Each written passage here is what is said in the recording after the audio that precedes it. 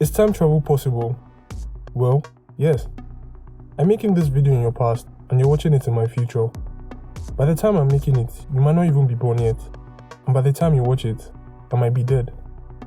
As tragic as my death would be for all of humanity, this recording traveled through space and time to get to you. You and I are also traveling through time right now, assuming I'm not dead yet. We're traveling into the future at the rate of 1 second per second. Impressive. But this isn't the version of time travel that interests most of us. That version still lives in fiction. In science fiction, time travel is the ability to travel to any point in the past or future. Every work of time travel fiction creates its own time machine, ignoring one scientific paradox or another. Some of them are in line with research and physics, like Interstellar, while others take a more wibbly-wobbly, timey-wimey approach, like Doctor Who. But is it possible? Can time travel, the version that interests us, be more than a dream? Many physicists are skeptical about the possibility of time travel for many reasons, and as Stephen Hawking pointed out in Black Holes and Baby Universes, the best evidence we have that time travel is not possible, and never will be, is that we have not been invaded by hordes of tourists from the future. Some amount of time bending is supported by science though. In 1905, Albert Einstein published the first part of his relativity theory, the theory of special relativity. According to this theory, space and time are malleable, and their effects are dependent on the relative speed of the observer. An observer traveling at high speeds will experience time more slowly than an observer traveling at low speeds, or one at rest.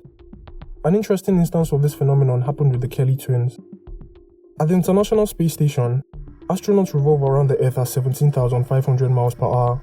Scott Kelly, an astronaut, was born 6 minutes before his twin brother and fellow astronaut, Mark Kelly. By the time Scott had spent 520 days aboard the ISS, Mark had only logged in 54, and this difference widened their age gap by 5 milliseconds. Wow. That number may or may not impress you, but it's more seconds than I have dollars in my bank account. So help a broke YouTuber by subscribing, and like the video too if you're enjoying it so far. Please and thanks. A decade after his first theory, Einstein came up with a second, the theory of general relativity. With general relativity, things start to get interesting. According to this theory, massive objects distort space and time. Just as moving at high speed slows down time, simply being near a very massive object, like a black hole, does the same. Rotating black holes are one of the few configurations of space-time that allow closed time-like curves, CTCs for short. Closed meaning they go back to their past, time-like meaning they can never exceed the speed of light, and curve meaning, well, curve. These CTCs are hypothetical paths in space-time that, if found, would allow time travel. A black hole is an extremely massive object that's typically found when a dying star collapses in on itself. As I mentioned earlier, Einstein's theory of relativity tells us that matter and energy bend and stretch space. The more massive an object is, the more space is bent and stretched around it, creating a valley in space.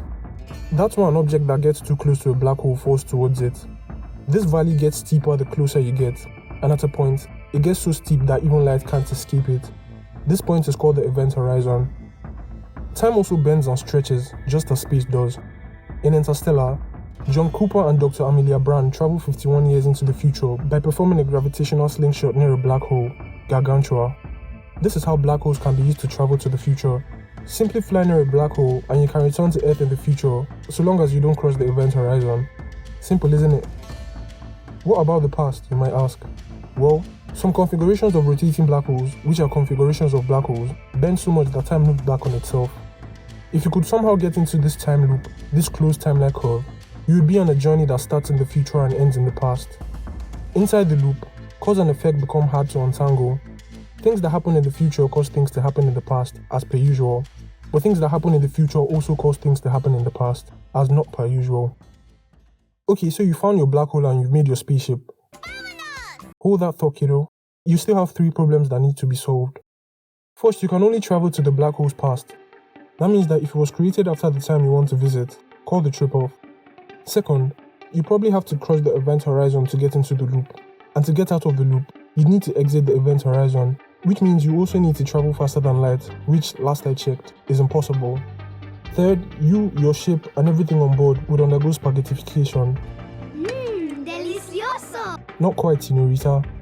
As you cross the event horizon, you get stretched flat like a noodle, so thin that you'll be reduced to a string of atoms spiraling into the void. I don't know about you, Dora, but I'm not in the mood for spaghetti. Wormholes, also known as Einstein-Rosen bridges, are another CTC. These are theoretical tunnels through the fabric of space-time that could connect different locations of reality to each other. If you construct a wormhole and accelerate one end at a speed near that of light, then slow it down and bring it back to the other end, even though they are right next to each other, one of the ends is in the future of the other, so you could waltz right through the wormhole and end up in a different point in time. There's just one problem. Despite taking up a lot of space in science fiction, pun intended, no wormholes have been found yet. And even if you do find one, thermodynamic equations point to wormholes being unstable, so even if scientists try to construct one, the energy densities will break everything apart. Another CTC was proposed by Frank Tipler, an astronomer, the infinite cylinder. Also known as the Tipler cylinder, it's made by taking matter that's 10 times heavier than the sun and rolling it into a very long, dense cylinder. After spinning the cylinder a few billion revolutions per minute, a spaceship following a very precise spiral around the cylinder could time travel, which just screams feasibility.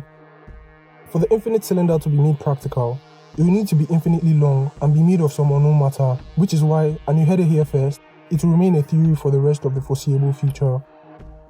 Amos Ori, a theoretical physicist, also proposed a CTC, a time donut. It's made out of curved space-time and entails a donut-shaped vacuum surrounded by a sphere of normal matter. But there are just a few holes in the theory. Get it? Donut? Holes? Okay. Like with a black hole, you wouldn't be able to travel to times before the time donut was invented. And more importantly, for the invention of this machine, gravitational fields will need to be manipulated at will, which is only possible in theory. Even if these theories become a reality, even if these CTCs did exist, it doesn't make time travel a reality. Mother Nature isn't too keen on the idea. To stop us, she set up some defense mechanisms, time travel paradoxes. Starting off with the most famous one, the grandfather paradox.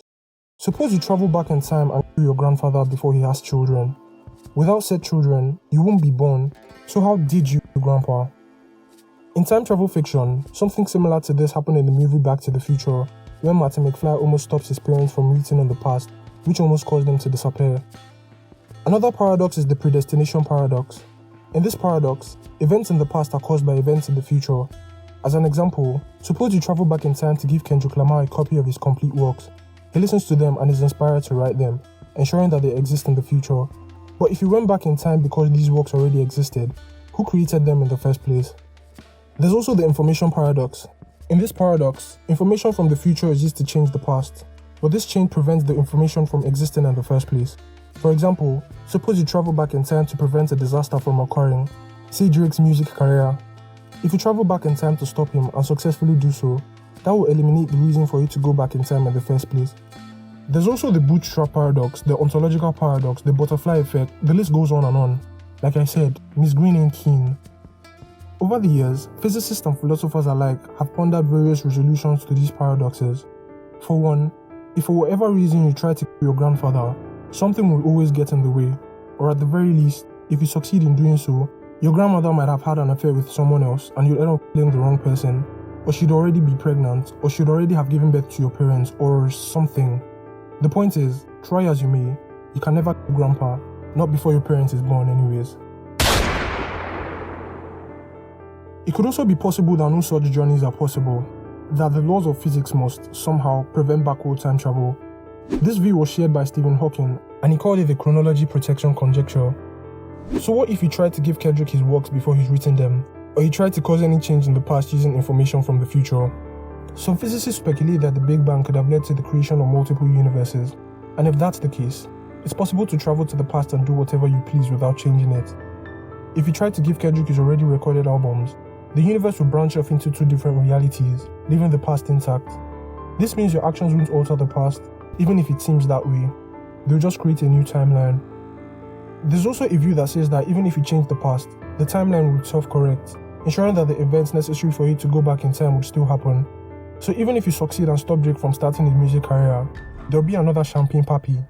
To avoid the inconsistency, the events will adjust themselves to give your past self the motivation to go back and stop them from happening. In other words, you could make changes to the past, but the original outcome will still happen nonetheless. It may not be exactly how it happened in the past, but you'll be close enough that you'll still be motivated to go back in time to try and stop it. It goes without saying that no one is building a custom wormhole or time-traveling DeLorean anytime soon, I think.